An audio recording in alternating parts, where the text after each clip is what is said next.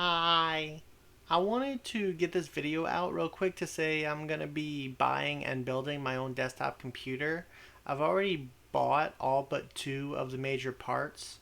The two major parts that I haven't gotten yet are the processor and the graphics card.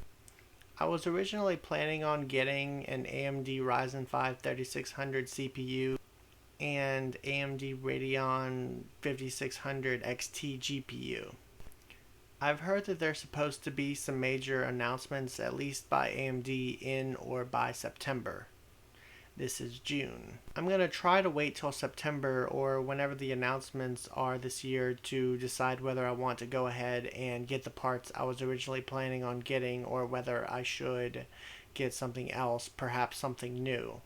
So to recap, I'm going to get the parts to build a computer and I'm planning on building it myself, but it might take at least a few months before I make the final decision on what CPU and GPU to use because there's supposed to be major announcements about new major versions of at least one of those parts in or by September.